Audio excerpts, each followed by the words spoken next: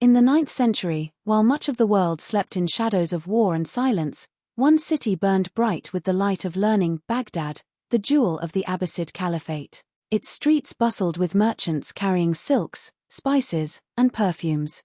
At its heart stood something even more precious than gold or jewels, the House of Wisdom. This was no ordinary building.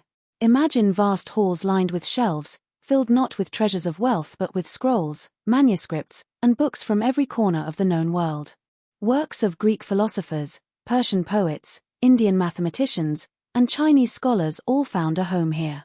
At night, lamps glowed softly, and the murmur of voices rose as translators, scribes, and thinkers bent over their desks. Among them was a man named Hunayn ibn Ishaq, a gifted translator and physician.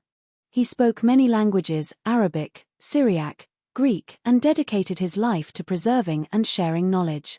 Each evening, when the city outside grew quiet and only the calls of night birds echoed across the Tigris River, Hunayn and his fellow scholars worked tirelessly, bringing ancient wisdom into Arabic so it could live again. But this story is not only about books and scholars. It is also about a question that has haunted humanity for centuries: how does knowledge survive when empires fall? One night, Hunayn sat with a candle beside a Greek manuscript of Galen, the physician whose works had shaped medicine for centuries. The parchment was old, its edges frayed, the ink fading. Hunayn knew that if he did not finish translating it, the wisdom within might vanish forever. Outside, the winds carried whispers of unrest. Empires were fragile things. War and fire could erase centuries in moments.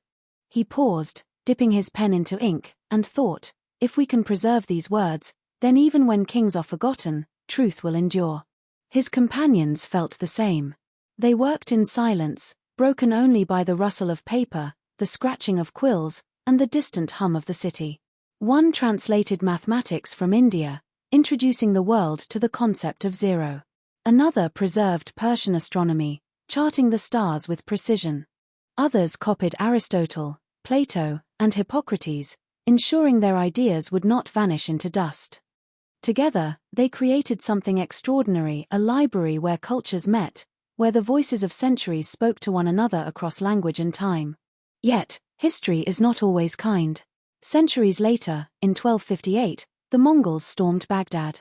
The city that had once glowed with lanterns and learning was swallowed by fire and blood. Legends say that when they reached the House of Wisdom, countless manuscripts were thrown into the river until the Tigris ran black with ink. Knowledge, carefully preserved over centuries, dissolved into water. But here is the miracle: not everything was lost. Because of Hunayn and his fellow scholars, copies of these works had already spread far beyond Baghdad. They reached Cordoba in Spain, Cairo in Egypt, and later, Italy and France. When Europe stumbled into its own renaissance, it was carrying the lantern lit in the House of Wisdom centuries before. Hunayn never lived to see this. He passed away in 873, long before the Mongol siege. But his hand, steady by candlelight, ensured that ideas could travel across time. His translations became bridges, linking ancient Greece to medieval Europe, linking forgotten scrolls to future generations who would never know his name. And so, as you drift into sleep tonight, remember the silent library of Baghdad. Picture its long wooden tables, its shelves heavy with manuscripts, its scholars working under the soft glow of oil lamps. Remember that knowledge is fragile, as easily destroyed as parchment touched by flame.